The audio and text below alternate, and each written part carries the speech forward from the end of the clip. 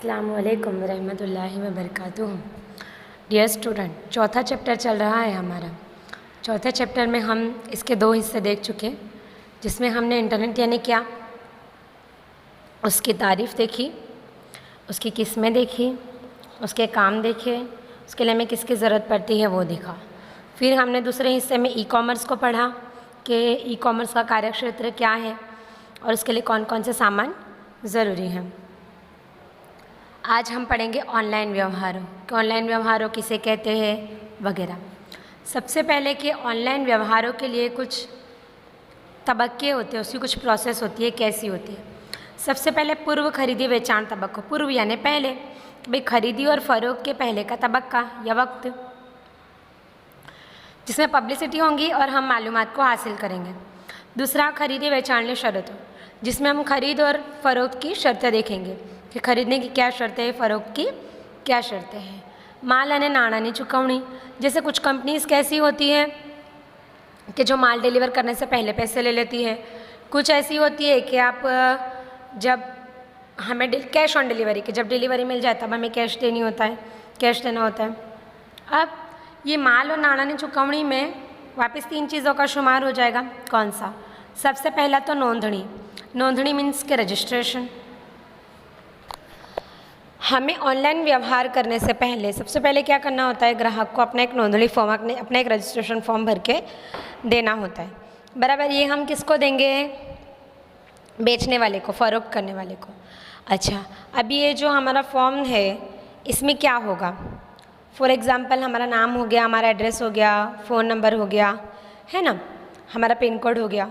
क्यों ये चीज़ें देनी होंगी? क्योंकि जब वो हमें हमारी चीज़ें कुरियर करेंगे, पार्सल करेंगे, तब उन्हें हमारे पिन कोड, एड्रेस वगैरह की ज़रूरत पड़ेगी, इसलिए। उसके बाद ऑर्डर अप फॉर्म। अब हमने चीज़ें तो देख ली कि हमें कौन सी पसंद आई है। अब हमें जो क्वेश्चन करने थे वो कर लिया, अब हमें क्लियर हो गया है।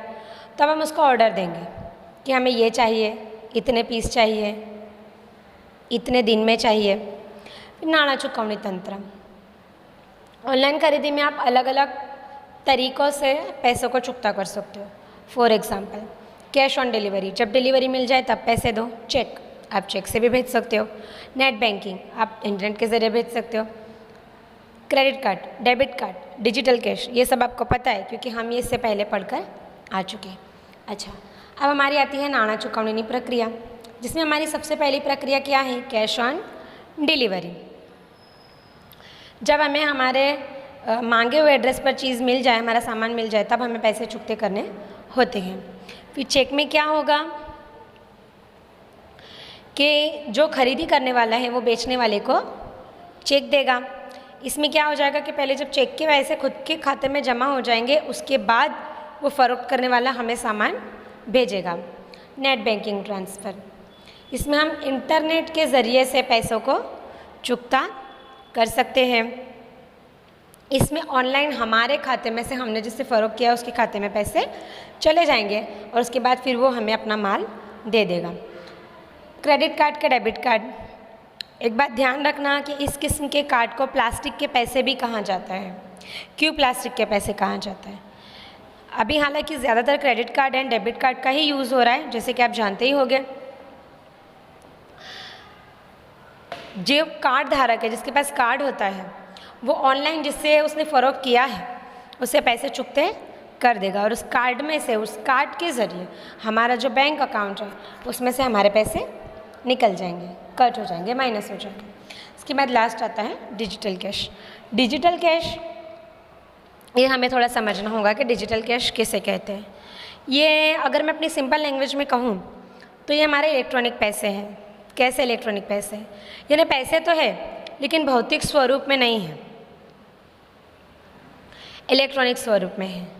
फॉर एग्ज़ाम्पल जैसे हमारे पैसे होते हैं ना कि सिक्के के रूप में होते हैं या फिर नोट के रूप में होते हैं, ये ऐसे नहीं होते, ये इलेक्ट्रॉनिक रूप में होते हैं।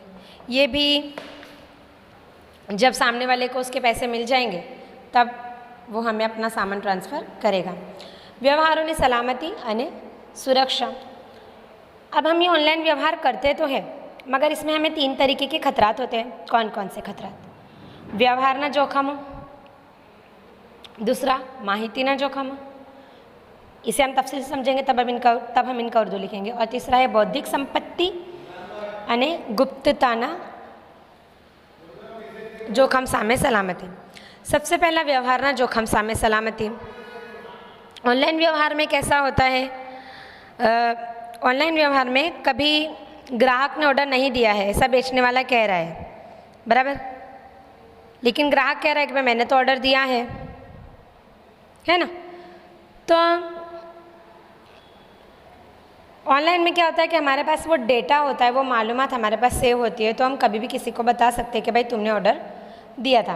उसके बाद माहिती संग्रहना जोखम सामे सलामती, कि हमारी जो सब मालूमात होती है, क्योंकि हमने साइन अप किया है, हमने हमारा नाम, मोबाइल नंबर, एड्रेस वगैरह, हमारा पिन कोड वगैरह डाला है जब हमने उसमें अकाउंट बनाया, जब रजिस्ट्रेशन किया तब, तो उसमें क्या हुआ कि हमारी जो अहम मालूमात है वो हमने उसके अंदर डाल दी। अब ये कोई अफराद अपने किसी भी मकसद से वो हमारी ये जो मालूमात है उसको चोरी कर सकता है, जिसके लिए आप आमतौर पर सुनते होंगे वायरस या हैकिंग लफ्ज़ सुनाई देता है। इससे क्या होता है कि सामने वाला हमारी जो मालूमात है उसका गलत फ़ायदा, गलत यूज़ कर सकता है। लेकिन अगर हम एंटीवायरस सॉफ्टवेयर यूज़ करें तो हम इन सारी प्रॉब्लम्स से बच सकते हैं। उसके बाद आता है बौद्धिक संपत्ति यानी गुप्तताना जोखम सामे सलामती। इंटरनेट क्या है, एक खुला स्टेज है ना, कि उसमें एक बार अगर हमने हमारी मालूमात डाल दी, इंटरनेट पर डाल दी, तो वो जाहिर हो जाती है, पब्लिश हो जाती है।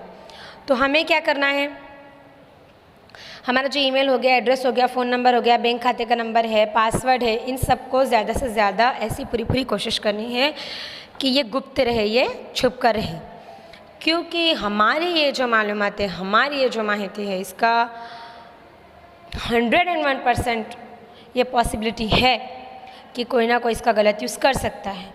तो इसके लिए हमें क्या करना चाहिए, कुछ नहीं करना है, वक्त वक्त पर अपना पासवर्ड बदलते रहना है।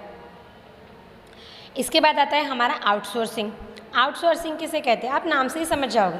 आउट यानी बाहरी और सोर्स यानी ज़रिए, कि भाई बाहरी ज़रियों से काम कराना, बाहरी ज़रायों से काम कराना, उसे हम कहेंगे आउटसोर्सिंग, है ना। कभी कभी क्या होता है कि ये जो आउटसोर्सिंग की कंपनियां होती है, ये गवर्नमेंट को या किसी प्राइवेट कंपनी को या किसी गवर्नमेंट कंपनी को उनके काम कर देती है। तो हम ये देखेंगे कि जो आउटसोर्सिंग है सबसे ज़्यादा कौन से मुल्कों में यूज़ होता है, तो ये भारत और चीन में सबसे ज़्यादा यूज़ होता है, क्योंकि हम जानते हैं कि भारत और चीन में आबादी कैसे बहुत ज़्यादा है। तभी मान लीजिए कि हमारा आधार कार्ड वगैरह का जो काम होता है, ये किसके ज़रिए कराती है हमारी गवर्नमेंट, बीपीओ या आउटसोर्सिंग के ज़रिए कराती है। अच्छा, बीपीओ की ज़रूरत क्यों पड़ी? सबसे पहले खर्चमा का, कि हम क्या चाहते हैं कि भाई हमारा जो खर्चा होता है, किसका खर्चा होता है, हमारी गवर्नमेंट का, कि भाई बिलिंग होगा, खरीदी होंगी, डेटा एंट्री होगी, उसका मार्केटिंग होगा, फ्रंट ऑफिस, कितना खर्चा हो जाएगा। तो आउटसोर्सिंग में आप ये कैसे कर सकते हो, आउटसोर्सिंग के ज़रिए आप अपने खर्च को घटा सकते हो, कम कर सकते हो। उसके बाद आता है कंपनी ना मुख्य व्यवसाय पर ध्यान। अब कोई कंपनी है, उसका अहम पेशा कोई दूसरा है, लेकिन उसे इमरजेंसी में कोई दूसरा काम आ गया, तो वो क्या करेगी कि अपना जो बहुत इम्पोर्टेंट काम नहीं है, दूसरा काम है, उसको बीपीओ के ज़रिए, आउटसोर्सिंग के ज़रिए कंप्लीट करवाएगी। कार्य कुशलता और लाभ। आउटसोर्सिंग में कैसा होता है कि जो इंसान जिस चीज़ में माहिर है, हम उससे उसका फ़ायदा उठा सकते हैं।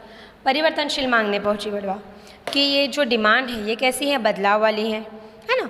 तो इस डिमांड को हम पूरे हो जाए, इस डिमांड की ज़रूरतों को हम पूरा कर सके, इसके लिए भी हमें बीपीओ की ज़रूरत पड़ती है। नफ़ामावृत्ति, हम क्या चाहेंगे कि हमारे नफ़े में इजाफा हो, इसके लिए भी हमें बीपीओ की ज़रूरत पड़ती है। अच्छा, बीपीओ नु कार्यक्षेत्र की जो बीपीओ ये कहाँ तक फैला हुआ है। बैंक ऑफिस आउटसोर्सिंग, कि कभी कभी ये बिलिंग, खरीदी, डेटा एंट्री जैसे काम भी करते हैं। फ्रंट ऑफिस आउटसोर्सिंग, कि मार्केटिंग या टेक्निकली हेल्प की ज़रूरत हो तो वो भी आउटसोर्सिंग वाले हमें कर देते हैं। अब केपीओ किसे कहेंगे? केपीओ मीन्स के नॉलेज प्रोसेस आउटसोर्सिंग, इसके तारीफ देखेंगे। केपीओ એટલે જ્ઞાન સંબંધિત પ્રક્રિયાનું આઉટસોર્સિંગ, कि भाई जो इल्म के मुतालिक सारी प्रोसेस है उसका काम बाहर से करवाना। केपीओ की ज़रूरत क्यों पड़ी? सबसे पहला सर्वोत्तम कौशल्यों प्राप्ति कि जो बेहतर से बेहतर हुनरबाज हैं हम उन्हें हासिल कर सकते हैं। स्रोतों न महत्तम उपयोग के जो ज़राए हैं हम उनका ज़्यादा से ज़्यादा इस्तेमाल कर सकते हैं। जटिल समस्याओं का निराकरण, जो सख्त मुश्किलात हैं हम उनका हल ढूंढ सकते हैं। मुख्य कार्यों पर विशेष ध्यान, हम जो हमारे अहम काम हैं उन पर ध्यान दे सकते हैं। नाણાંનો महत्तम उपयोग, हम हमारे पैसों का इस्तेमाल कर सकते हैं। खर्च में घटाड़ो, हम हमारा जो खर्च होता है ये नॉलेज की प्रोसेस में उसे कम कर सकते हैं। जोखम में घटाड़ो, कि हमें जो खतरात है इस नॉलेज की प्रोसेस में उसे कम कर सकते हैं। अब ये जो केपीओ कार्य क्षेत्र है ये कहाँ पे होगा या उसकी ज़रूरत क्यों है? सबसे पहला व्यापार और बाजार संशोधन हो कि हमें व्यापार या बाजार में कोई तहकीकात करनी है, नई नई खोज करनी है, इसके लिए भी हम केपीओ का इस्तेमाल करेंगे। कायदा की सेवा, कि हमें कानूनी खिदमत हासिल करनी हो, मेडिकल खिदमत हासिल करनी हो, हमारे मुलाजिमों को ट्रेनिंग देनी हो, उनकी रहनुमाई करनी हो, नई तहकीकात करनी हो, हमारे कारोबारी इकाई की हम तरक्की चाहते हो, कंप्यूटर प्रोग्रामिंग करनी हो और एनिमेशन एंड डिज़ाइनिंग करनी हो। इन सारे कामों के लिए हम किसका यूज़ करेंगे? हम केपीओ का यूज़ करेंगे, हमारी नॉलेज प्रोसेस का यूज़ करेंगे।